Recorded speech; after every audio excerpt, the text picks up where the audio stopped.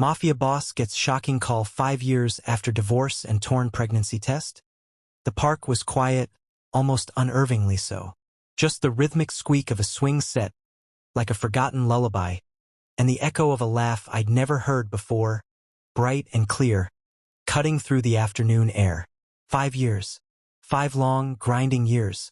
5 years I'd spent convinced she'd played me for a fool, that the entire pregnancy was a calculated lie, nothing more than a desperate ploy to keep me tethered, to extract some last shred of the Bianchini fortune. My world had been a carefully constructed fortress of indifference, built brick by painful brick. Then I saw him, and in that singular, shattering moment, every calm I'd ever forced into my bones, every shard of icy resolve, evaporated like mist in a summer sun. My eyes locked onto a smaller face, a mirror of my own, but softer, unscarred. My chin, undeniable. My mother's widow's peak, a genetic signature. The world didn't just tilt. It spun off its axis entirely. I didn't whisper, "That's my boy." No, that would have been too gentle, too uncertain. I said, the words a guttural declaration, "That's my heir." And in that instant, the notion of asking for him back felt ridiculous, insulting. I wasn't asking. I was taking him. But to truly grasp the weight of that promise, the seismic shift it represented, we have to rewind a bit. We have to go back to the beginning. I was Matteo the Lynx Bianchini, underboss of the Northern Territories, a name that carried weight, a man who could clear a crowded nightclub with a single dismissive glance. My life was power, strategy, and an occasional brutal necessity. Then I met Liliana. It was at a charity auction, of all places. Ironic, I know. She was vibrant, fiercely independent, bidding on a vintage motorbike with a swagger that suggested she had money she absolutely didn't. I outbid her, not because I wanted the bike, but because I liked the fire in her eyes, the challenge in her stance. 2 weeks later, she was riding on the back of that very bike, her arms wrapped tightly around my waist, her laughter echoing against the wind, carefree, as if tomorrow would never dare ask for payment. We married in a Venice sunset, a clandestine affair. No family, no friends, just the two of us and a nervous priest who stammered through our vows. He recognized my surname, I could tell, and the fear in his eyes suggested he genuinely worried he'd never leave that chapel alive. It was a dark kind of romance, I suppose. The first year felt like borrowed time, a brief, illicit vacation from the reality of my life. Late-night pasta in my penthouse. The city lights a distant, shimmering tapestry. Her head resting on my chest, I'd lie awake, listening to the steady rhythm of her heart, a counterpoint to the relentless, often chaotic beat of my own.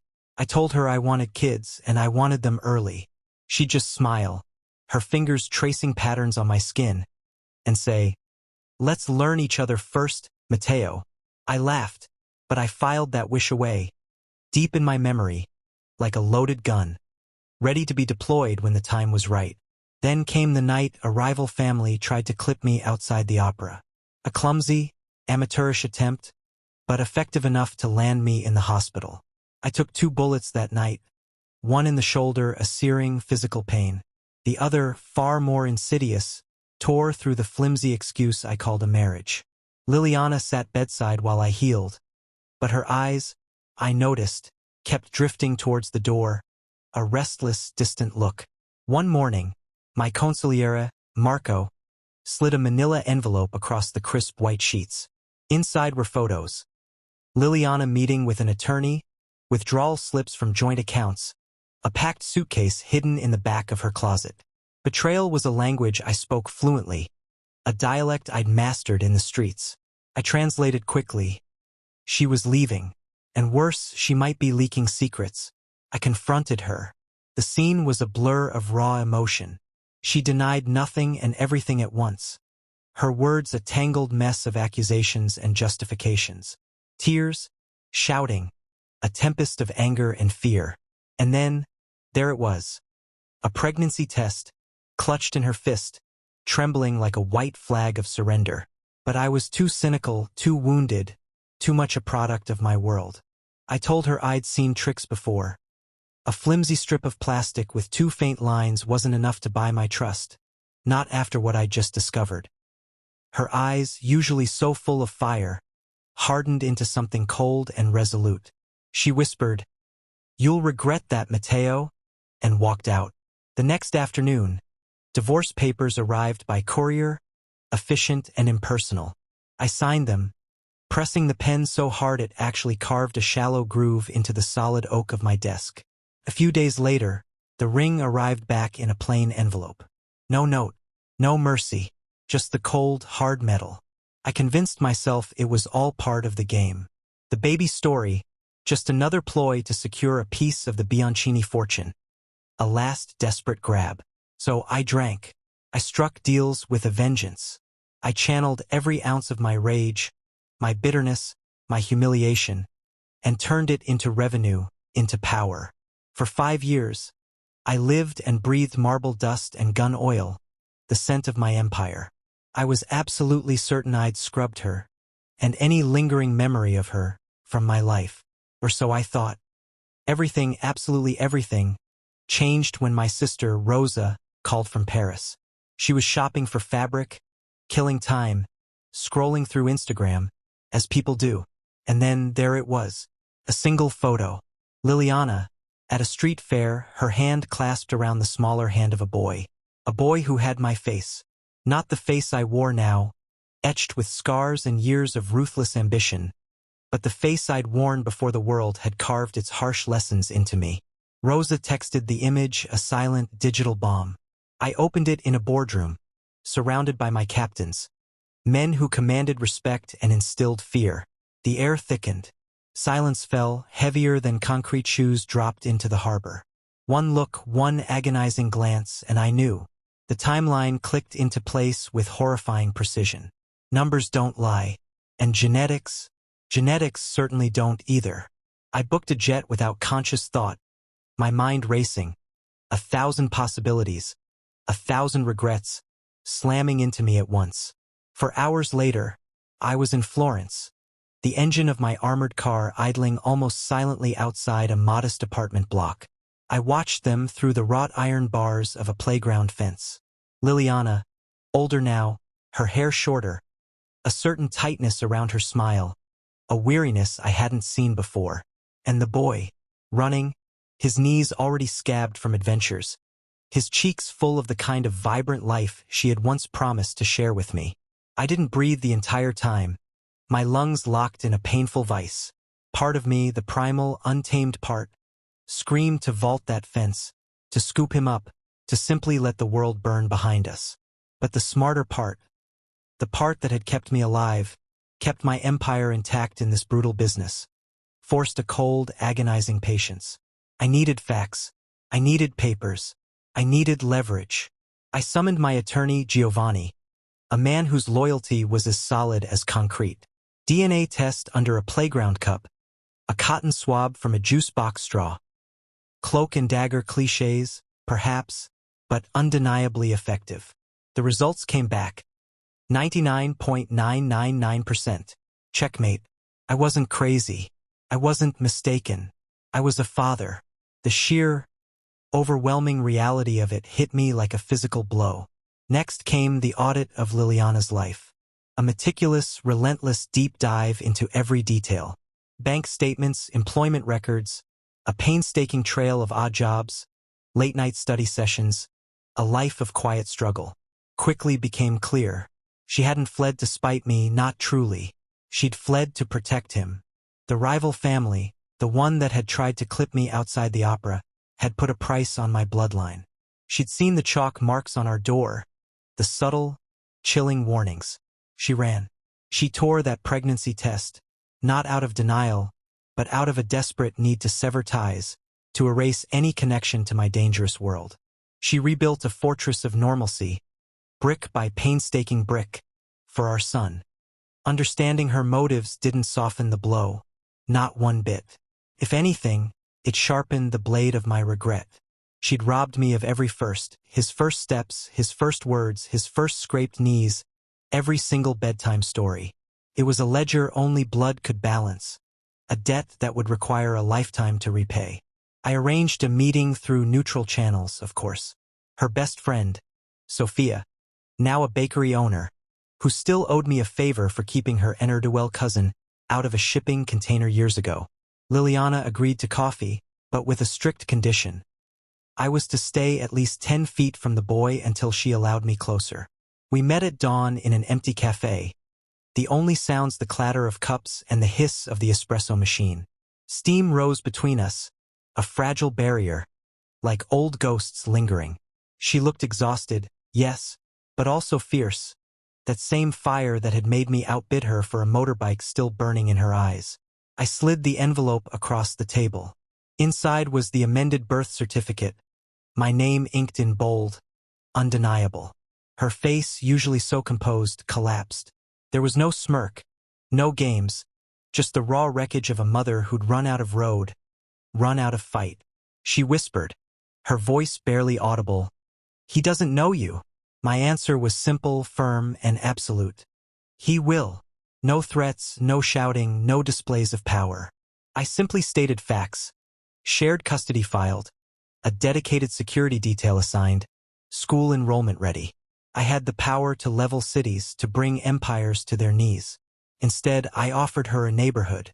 I offered a new kind of peace. She asked for 2 days. I gave her 48 hours, not out of mercy, not entirely. It was because I wanted Liam to pack his favorite toy, his worn-out dinosaur, not to flee in terror. I wanted him to understand, as much as a child could, that this was a new beginning, not an abduction. I left the cafe that morning feeling both lighter and heavier, a profound paradox that, I've learned, every parent understands. 2 days later, I returned. My bulletproof SUV now had a car seat securely installed in the back. Liliana stood on the curb, her eyes red-rimmed, a small duffel bag clutched in her hand. The boy Liam, she'd named him Liam, a name that already felt right on my tongue, peeked shyly from behind her legs. I knelt, getting down to his eye level, my voice calm, steady. "I'm your papa, Liam. I've been away for work for a very long time, but I'm back now, and we have a lot of time to make up." He studied me, his small face a mask of uncertainty. Then, with a hesitant gesture, offered me a tiny plastic dinosaur. I accepted it like a sacred relic, a peace offering, a promise. We drove off, the rearview mirror filling with Liliana's trembling wave, a silent goodbye to a chapter, and a fragile hello to another. The first month was a minefield, a chaotic dance between two strangers trying to find their footing. Nightmares, questions that cut straight to the bone, boundaries that shifted daily. I traded late-night deals and clandestine meetings for lullabies and whispered comforts. My usual nightcap of whiskey was replaced with warm milk. My minimalist penthouse, a monument to my former life, felt alien. So we moved to a townhouse, quickly adorned with crayon murals and scattered toys. My men, hardened enforcers, rotated shifts wearing aprons, learning to navigate the unfamiliar territory of domesticity. Picture Luca, my most feared lieutenant, stirring oatmeal with a Glock tucked discreetly into his pajama pants. I learned the names of dinosaurs, the intricate rules of hide and seek, the exact, non-negotiable number of sprinkles that constitute a fair cupcake. I taught Liam to ride a bike, not in a park, which still felt too exposed, too much like a sniper's gallery, but in the cavernous safety of an underground garage. He fell, he cried, but he always looked at me, as if I held the patent on courage, as if I could fix anything. I bandaged his scraped knees, swallowed my own burgeoning tears, and promised unspoken oaths to protect him, to always be there. Liliana visited every weekend, a quiet, reassuring presence. We spoke in civilities, navigated negotiations over schedules and school events, and occasionally shared a genuine laugh over Liam's inevitable spaghetti mustache. Old embers, yes, they sparked sometimes a flicker of what once was, but we banked them carefully. Our priority was the small boy, happily building racetracks across my polished marble floors. One evening, Liam, with the innocent directness only a child possesses, asked why Mom and Dad lived in different houses. I explained it simply, about safety, about choices, about adult puzzles that were sometimes complicated. He accepted it easier than I deserved, then asked if we could build a blanket fort big enough for 3. We tried. It collapsed, spectacularly, in a tangle of sheets and pillows. We laughed until our ribs hurt, until our faces ached. In that sweet, messy tangle of fabric and LED lanterns, something shifted. I forgave Liliana. I forgave myself.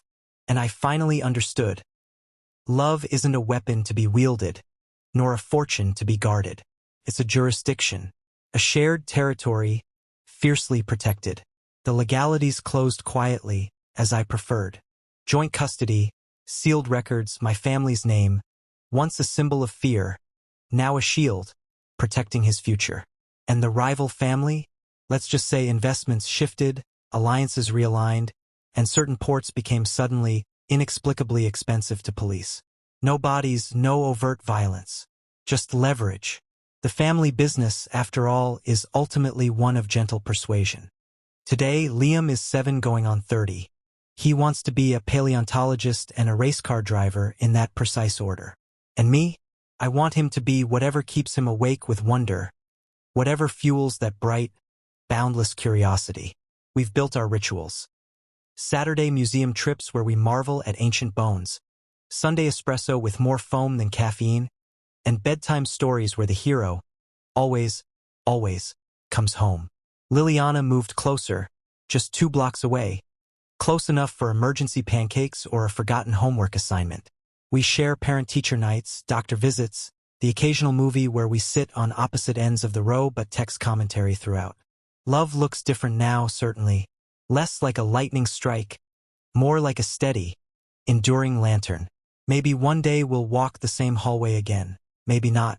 The miracle, I've realized, is that we walk the same earth, side by side, without drawing blood.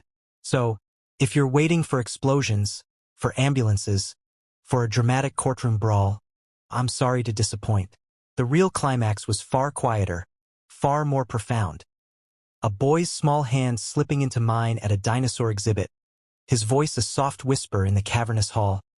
I'm glad you found me, Papa. Power you can buy. That sentence? You earn it. Every single day. If this story rattled something inside you, if it resonated, let me know below. Fatherhood, I've learned, rewires even the bravest, most hardened among us. Hit like if you felt it. Share if you think someone needs the reminder that it's never too late to show up, never too late for a second chance. Subscribe for more, because sometimes, just sometimes, redemption wears crayon stains and asks for one more bedtime song.